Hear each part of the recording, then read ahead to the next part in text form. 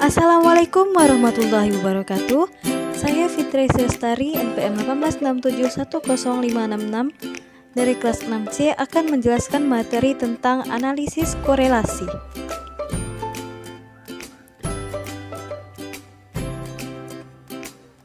Pengertian korelasi merupakan istilah yang digunakan untuk mengukur kekuatan hubungan antara variabel. Analisis korelasi adalah cara untuk mengetahui ada tidaknya hubungan antar variabel.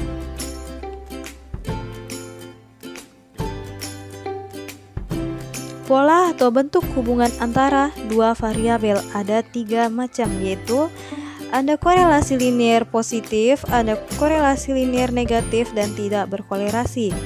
Korelasi linier positif yaitu apabila nilai koefisien korelasi mendekati positif 1, berarti pasangan data variabel X dan variabel Y memiliki korelasi linier positif yang kuat atau erat.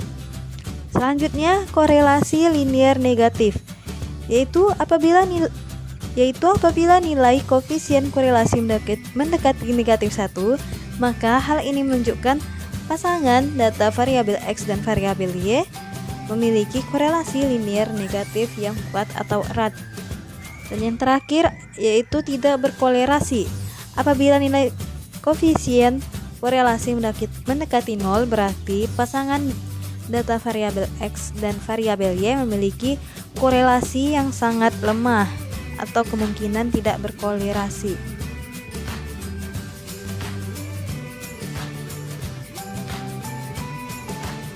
Koefisien korelasi. Koefisien korelasi menunjukkan kekuatan hubungan linier dan arah hubungan dua variabel acak. Jika koefisien korelasi positif, maka kedua variabel mempunyai hubungan searah. Artinya, jika nilai variabel X tinggi, maka nilai variabel Y akan tinggi pula. Sebaliknya, jika koefisien korelasi negatif, maka kedua variabel mempunyai hubungan terbalik. Artinya, jika nilai variabel X tinggi, maka nilai variabel Y akan menjadi rendah, dan sebaliknya. Pada koefisien korelasi ada tingkat dan kekuatan hubungan, yaitu jika nilai korelasinya 0 atau dilambangkan koefisien korelasi itu adalah R, maka tingkat hubungannya tidak berkorelasi. Jika nilai korelasinya 0,01 sampai 0,20, tingkat hubungannya sangat rendah, dan sampai nilai korelasinya 1, tingkat hubungannya sangat tinggi.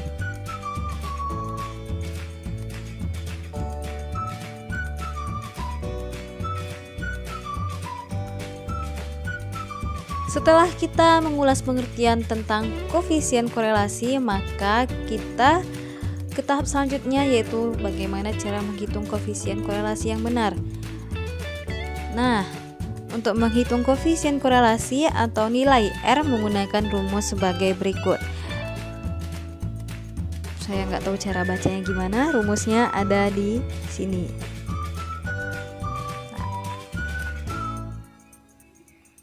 Selanjutnya ada koefisien determinasi.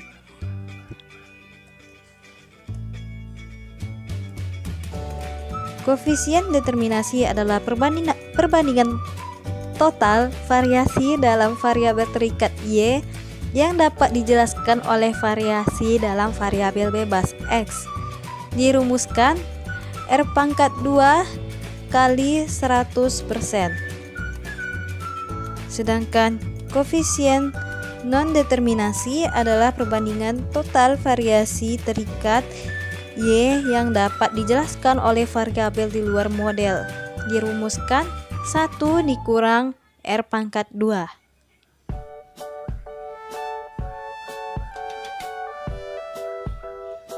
Di sini ada contoh soal, yaitu tentukan koefisien korelasi determinasi dan non-determinasi dari tabel berikut ini. Sudah kita lihat tabelnya, maka kita cari nilai X kali Y, X pangkat 2 dan Y pangkat 2 nya. Kemudian kita jumlahkan dari data X itu ada sigma X nya 98,8, sigma Y nya ada 288,7, sigma XY nya ada 2908,76, dan sigma X pangkat 2 ada 1012,24, dan sigma Y pangkat 2 ada 8687,55.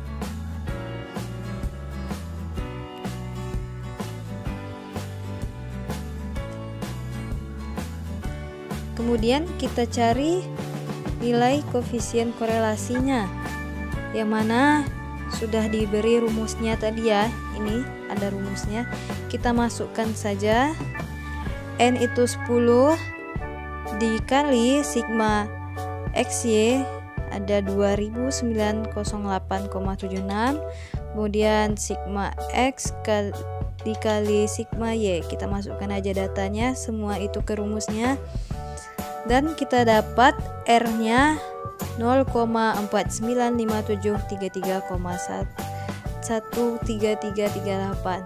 Artinya korelasi antara jumlah penghasilan dengan investasi kembali adalah cukup kuat ya, dan searah. Karena jika dibulatkan ini R-nya adalah 0,5. Selanjutnya kita mencari koefisien determinasinya. Nah, yang mana rumusnya tadi R pangkat 2 dikali 100%. Kita masukkan saja R-nya 0,49 pangkat 2 dikali 100%. Kita dapat koefisien determinasinya 24,57%. Artinya, variasi jumlah penghasilan menjelaskan total variasi presentasi investasi kembali sebesar 24,57%, dan sisanya dijelaskan oleh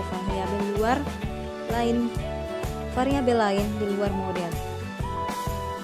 Dan koefisien determinasinya yang mana rumusnya 1 dikurang R pangkat 2. Kita dapat yaitu 75,42.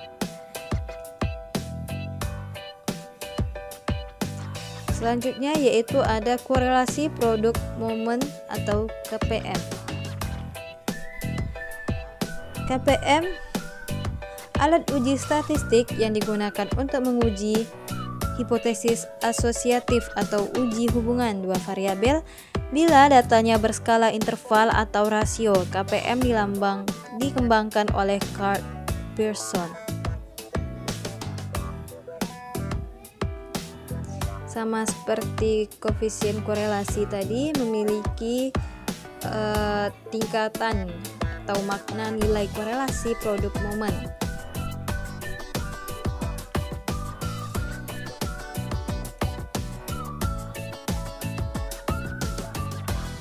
Dan untuk mencari nilai R kita bisa menggunakan tabel penolong atau bisa juga menggunakan rumus seperti ini.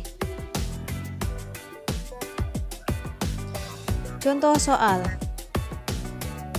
Seorang dosen ingin mengetahui apakah ada hubungan antara jumlah SKS yang diambil dan IPK mahasiswa. Data yang dikumpulkan sebagai berikut.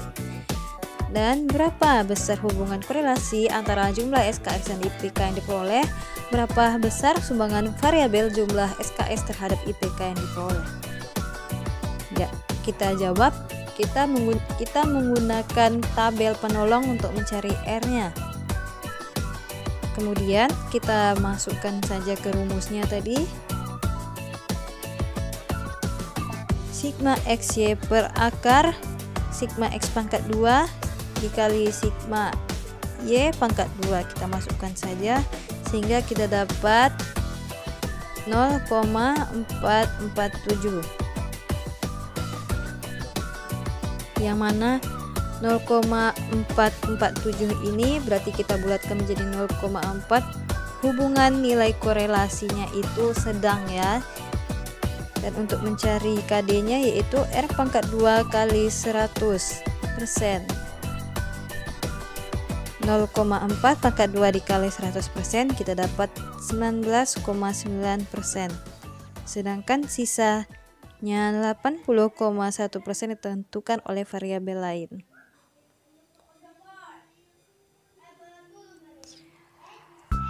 Selanjutnya itu ada korelasi Sparman rank order.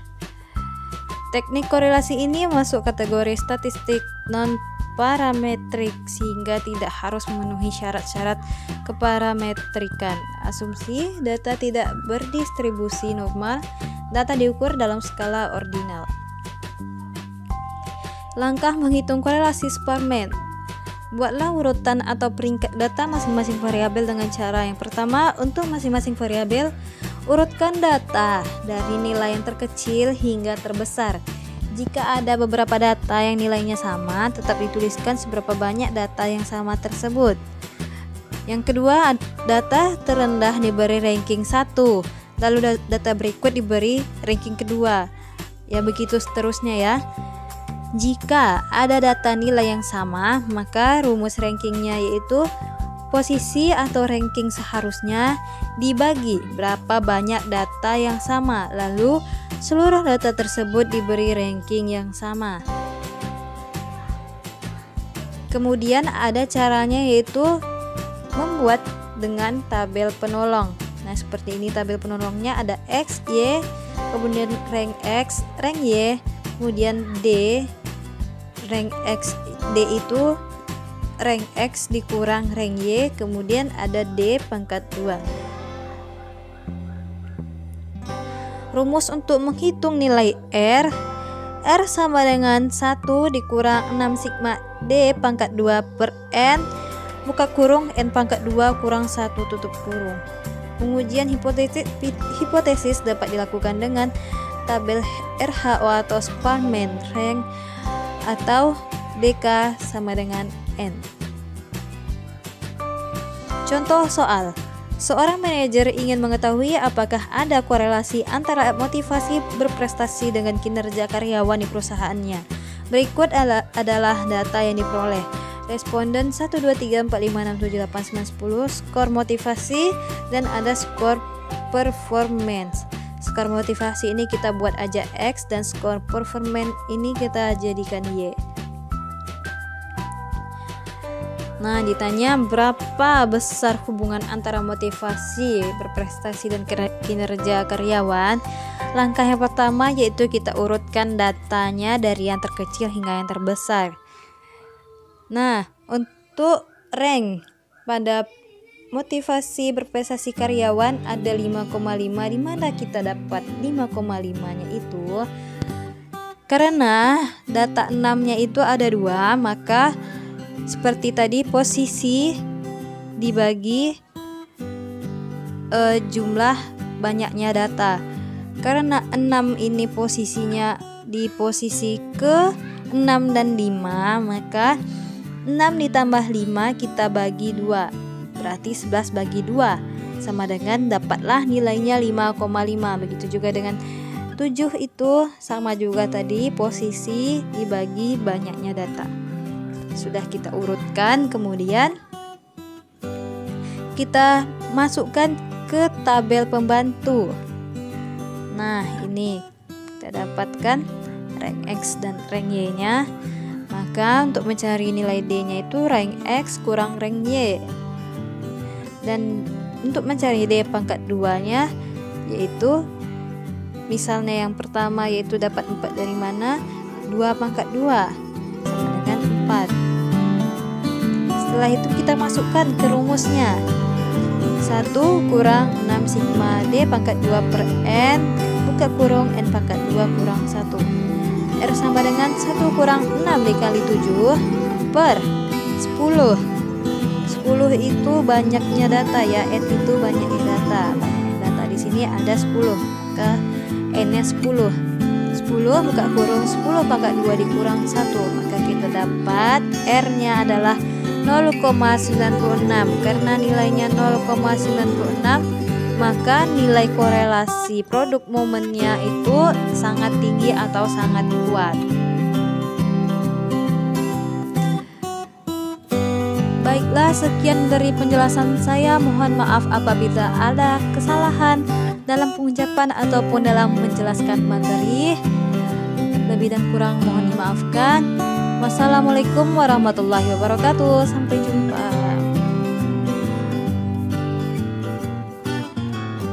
15 menit udah siap.